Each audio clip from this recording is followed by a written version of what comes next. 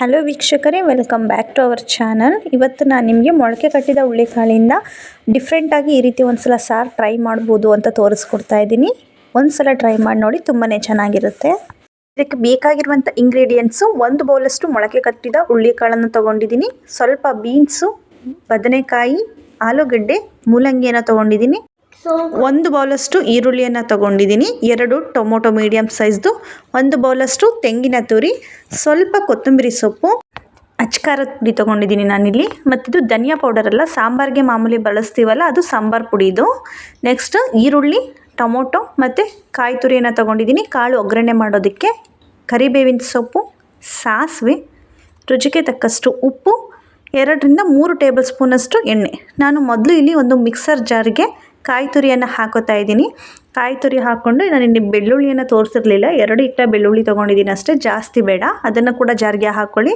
ನಾನಿಲ್ಲಿ 2 ಟೊಮೊಟೊ ಹಾಕ್ಕೊಂಡಿದ್ದೀನಿ, ಸ್ವಲ್ಪ ಈರುಳ್ಳಿಯನ್ನು ಸೇರಿಸ್ಕೊಂಡಿದ್ದೀನಿ, ಕೊತ್ತಂಬರಿ ಸೊಪ್ಪನ್ನು ಹಾಕ್ಕೊಳ್ಳಿ ಸ್ವಲ್ಪ. ನೆಕ್ಸ್ಟು ಸಾಂಬಾರು ಪುಡಿ ತೋರಿಸಿದ್ದೆ ಅಲ್ವಾ, ಅದನ್ನು ನಾನು 2 ಟೇಬಲ್ ಸ್ಪೂನಷ್ಟು ಹಾಕ್ಕೊಂಡಿದ್ದೀನಿ, 1 ಟೇಬಲ್ ಸ್ಪೂನಷ್ಟು ಅಚ್ಚ ಖಾರದ ಪುಡಿ. ಇಷ್ಟನ್ನು ಹಾಕ್ಕೊಂಡು ಕ್ಲೀನಾಗಿ ಗ್ರೈಂಡ್ ಮಾಡ್ಕೊಳ್ಳಿ. ನೋಡಿ, ಈ ರೀತಿ ಕ್ಲೀನ್ ಪೇಸ್ಟ್ ಆಗಬೇಕು. ನಾನು ಈ ಖಾರದಲ್ಲಿ ಸ್ವಲ್ಪವನ್ನು ಬೌಲ್ಗೆ ಎತ್ತಿಟ್ಕೊತಾ ಇದ್ದೀನಿ, ಸಾಂಬಾರ್ಗೆಲ್ಲ ಇದು ಕಾಳು ಒಗ್ಗರಣೆಗೆ ಬೇಕು. ನೆಕ್ಸ್ಟು ನಾನಿಲ್ಲಿ ಒಂದು ಕುಕ್ಕರ್ನ ತೊಗೊಂಡಿದ್ದೀನಿ. ಒಂದು ಕುಕ್ಕರ್ಗೆ ನಾನು ತರಕಾರಿಗಳನ್ನ ತೋರಿಸಿದ್ದೆ ಅಲ್ವಾ, ಆ ಎಲ್ಲ ತರಕಾರಿಗಳನ್ನ ಹಾಕೊಳ್ಳಿ. ನಿಮಗೆ ಬೇರೆ ಏನಾದರೂ ತರಕಾರಿನ ಸೇರಿಸ್ಕೋಬೇಕು ಅಂದರೆ ಅದನ್ನು ಕೂಡ ಸೇರಿಸ್ಕೋಬೋದು, ಚೆನ್ನಾಗಿರುತ್ತೆ. ನೆಕ್ಸ್ಟ್ ನಾನಿಲ್ಲಿ 1 ಬೌಲಷ್ಟು ಮೊಳಕೆ ಕಟ್ಟಿದ ಹುಳ್ಳಿಕಾಳನ್ನು ತೊಗೊಂಡಿದ್ದೀನಿ. ಸ್ವಲ್ಪ ನೀರನ್ನು ಸೇರಿಸ್ಕೊಳ್ಳಿ, ಎಷ್ಟು ಬೇಕಷ್ಟು ನೀರನ್ನು ಹಾಕ್ಕೊಂಡು ರುಬ್ಬಿಟ್ಕೊಂಡಿದ್ವಿ ಅಲ್ವಾ ಖಾರ, ಅದನ್ನು ಹಾಕೋತಾ ಇದ್ದೀನಿ. ನೀರು ಜಾಸ್ತಿನೇ ಸೇರಿಸ್ಕೊಳ್ಳಿ, ಯಾಕೆಂದರೆ ಇದು ವಿಷಲ್ ಆದಮೇಲೆ ಸಾಂಬಾರು ತುಂಬಾ ಗಟ್ಟಿಯಾಗಿಬಿಡುತ್ತೆ. ಸ್ವಲ್ಪ ನೀರನ್ನು ಎಚ್ಚೆತ್ತವಾಗಿ ಹಾಕ್ಕೊಂಡಿರಿ. ನೋಡಿ, ಹೀಗೆ ಖಾರವನ್ನು ಹಾಕಿ ಮಿಕ್ಸ್ ಮಾಡ್ಕೊಳ್ಳಿ. ರುಚಿಗೆ ತಕ್ಕಷ್ಟು ಉಪ್ಪನ್ನು ಹಾಕ್ಕೊಂಡು 2 ರಿಂದ 3 ವಿಷಲ್ನ ಕೂಗಿಸ್ಕೊಳ್ಳಿ.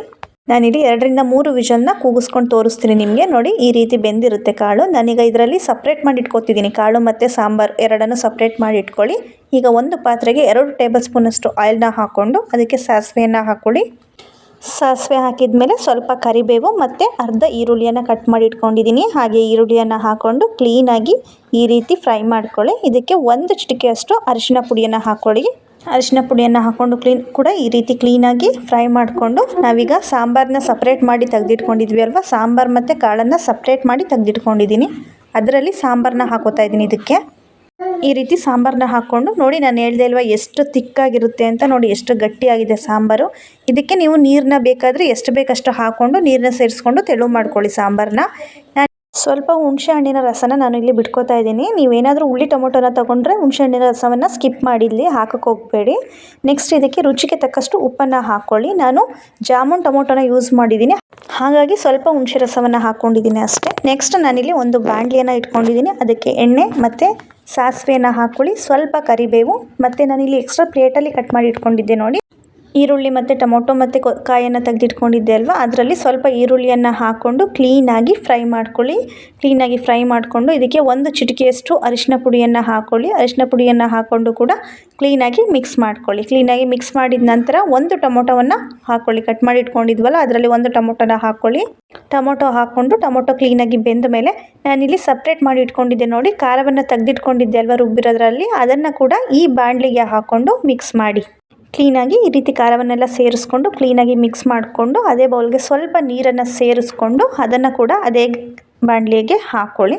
ಈ ರೀತಿ ಮಾಡೋದ್ರಿಂದ ಈ ಸಾಂಬಾರು ಟೇಸ್ಟ್ ತುಂಬಾ ಚೆನ್ನಾಗಿರುತ್ತೆ.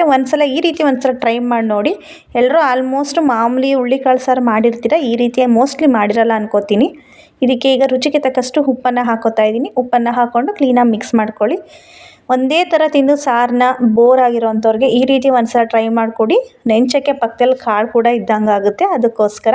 ನೋಡಿ, ಈಗ ಆಲ್ಮೋಸ್ಟ್ ಇದು ಆಗಿದೆ. ನಾನು ಕಾಳನ್ನು ಸಪ್ರೇಟ್ ಮಾಡಿ ತೆಗೆದಿಟ್ಕೊಂಡಿದ್ದೆ ಅಲ್ವಾ, ಕಾಳು ಮತ್ತು ತರಕಾರಿ ಅದನ್ನು ಸೇರಿಸ್ಕೊತಾ ಇದ್ದೀನಿ. ಈ ರೀತಿ ಕ್ಲೀನಾಗಿ ಮಿಕ್ಸ್ ಮಾಡ್ಕೊಳ್ಳಿ. ಮಿಕ್ಸ್ ಮಾಡಿಕೊಂಡು ಕಾಯಿ ತುರಿಯನ್ನು ಹಾಕ್ಕೊಂಡು ಕ್ಲೀನಾಗಿ ಮಿಕ್ಸ್ ಮಾಡಿ. ನೋಡಿ, ಆಲ್ಮೋಸ್ಟ್ ಇದು ರೆಡಿ ಆಗ್ತಾ ಬಂದಿದೆ. ತುಂಬಾ ಚೆನ್ನಾಗಿರುತ್ತೆ ಫ್ರೆಂಡ್ಸ್, ಒಂದ್ಸಲ ಟ್ರೈ ಮಾಡಿ ನೋಡಿ. ನಿಮ್ಮ ಮನೆಯಲ್ಲೂ ಕೂಡ ಎಲ್ಲರೂ ತುಂಬಾ ಇಷ್ಟಪಡ್ತಾರೆ. ಈ ರೀತಿ ಒಂದ್ಸಲ ಸಾರು ಮಾಡಿಕೊಟ್ಟು ನೋಡಿ, ತುಂಬಾ ಟೇಸ್ಟಿಯಾಗಿರುತ್ತೆ. ಯಾರಿಗೆಲ್ಲ ನಾನು ಮಾಡಿರುವಂತಹ ಈ ರೀತಿ ಸಾಂಬಾರು ಇಷ್ಟ ಆಗಿದೆ, ಪ್ಲೀಸ್ ಲೈಕ್ ಮಾಡಿ, ಶೇರ್ ಮಾಡಿ.